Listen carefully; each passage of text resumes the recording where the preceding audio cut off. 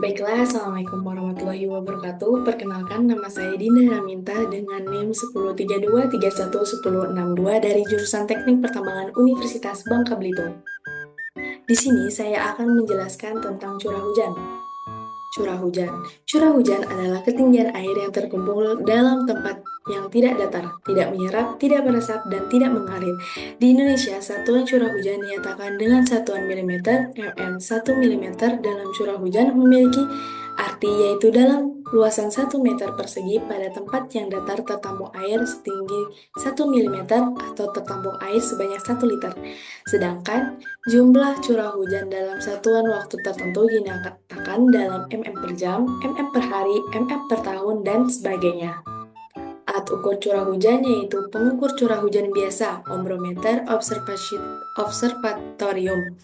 Pengukuran curah hujan dengan menggunakan ombrometer atau observatorium ini dilakukan dengan cara mengukur curah hujan yang dilakukan setiap hari dalam kurun waktu 24 jam. Yang kedua yaitu pengukuran curah hujan otomatis.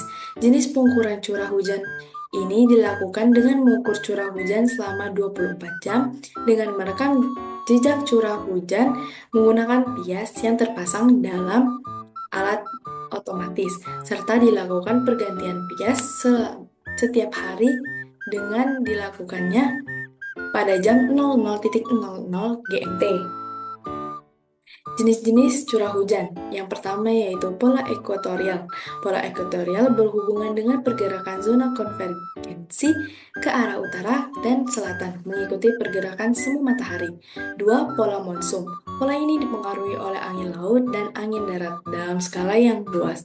Dapat dicirikan dengan adanya perbedaan yang jelas antara periode musim hujan dan musim kemarau dalam satu tahun. Tiga, yaitu pola lokal. Pola ini sangat dipengaruhi oleh kondisi atmosfer dan fisiografis daerah tersebut.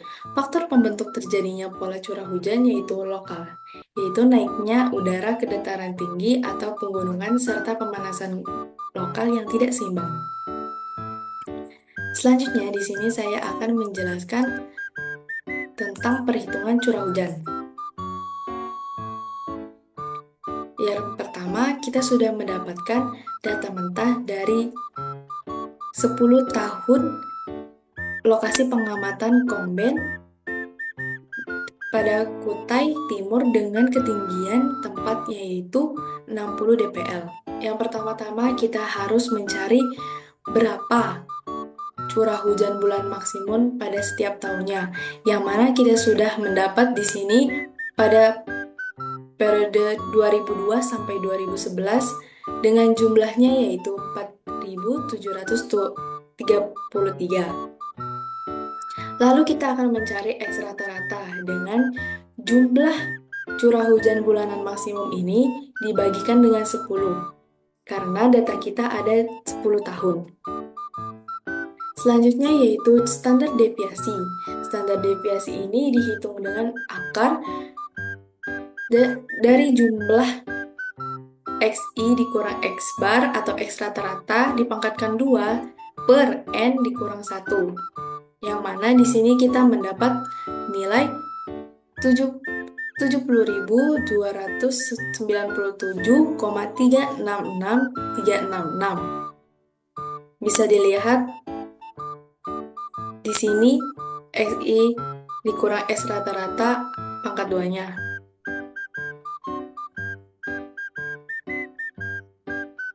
Lalu SN-nya yaitu sudah ketentuan, yaitu 0,495.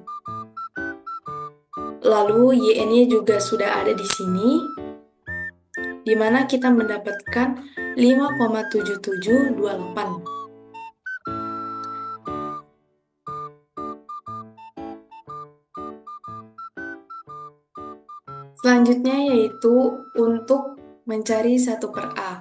Di sini rumusnya yaitu S dibagi SN. Sehingga kita mendapat nilai 142.014,8822. Lalu YT YT juga sudah ada tabel perhitungannya sendiri, yang mana kita mendapat 9,3355. Lalu B. B ini rumusnya yaitu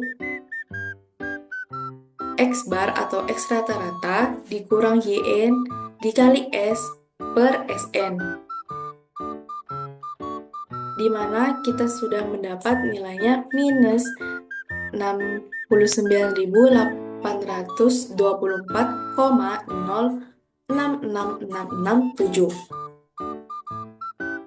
Selanjutnya, di sini saya juga akan menjelaskan tentang makalah.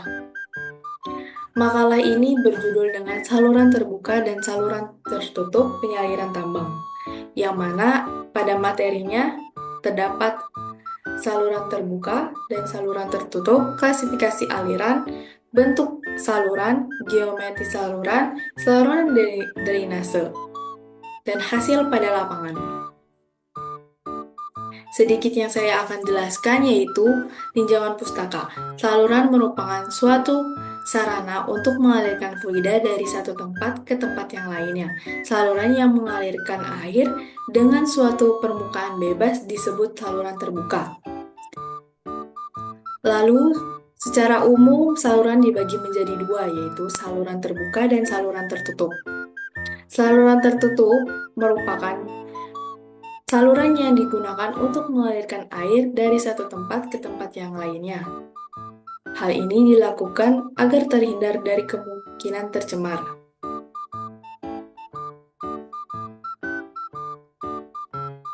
Selanjutnya yaitu klasifikasi aliran. Klasifikasi aliran ini melalui saluran terbuka disebut seragam, yaitu apabila berbagai jenis aliran seperti kedalaman, tampang basah, kecepatan, dan debit pada setiap penampang di sepanjang aliran adalah konstan. Adapun klasifikasi aliran pada saluran terbuka yaitu aliran tunak atau steady flow. Aliran tunak steady flow ini terjadi ketika kedalaman aliran tidak berubah atau selalu dalam keadaan pada konstan dan selang waktu yang tertentu. Selanjutnya yaitu aliran seragam atau uniform flow. Aliran seragam adalah aliran dengan kecepatan rata-rata sepanjang aliran adalah sama sepanjang waktu. Aliran ini dikatakan seragam jika kedalaman aliran sama pada setiap penampang saluran. Yang ketiga yaitu aliran seragam, aliran tidak seragam. Aliran tidak seragam adalah kedalaman dan kecepatan aliran di sepanjang saluran tidak konstan. Garis tenaga tidak sejajar dan garis muka air dan dasar saluran.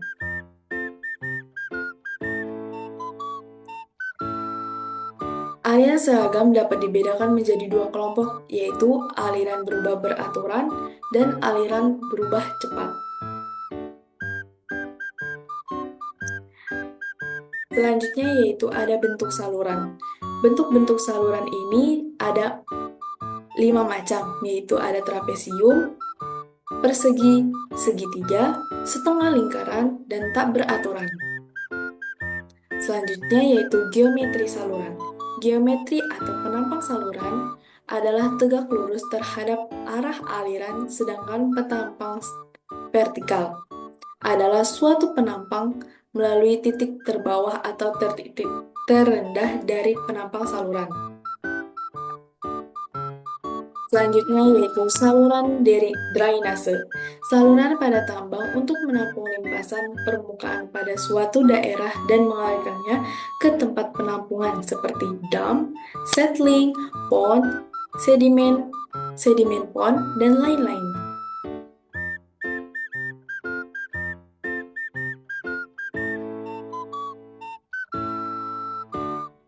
Selanjutnya yaitu adalah hasil lapangan.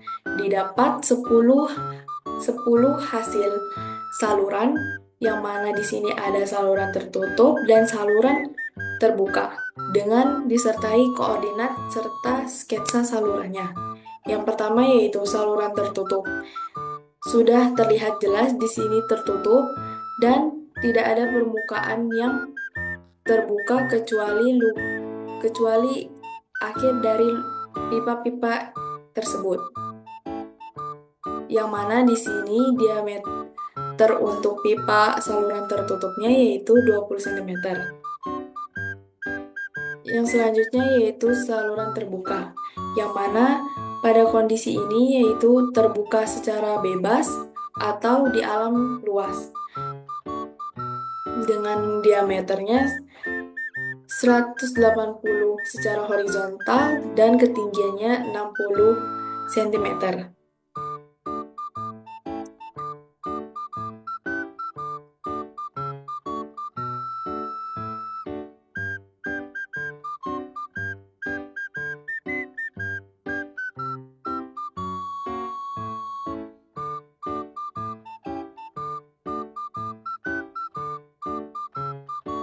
Baiklah, sekian presentasi dari saya. Kurang lebihnya saya mohon maaf. Wassalamualaikum warahmatullahi wabarakatuh.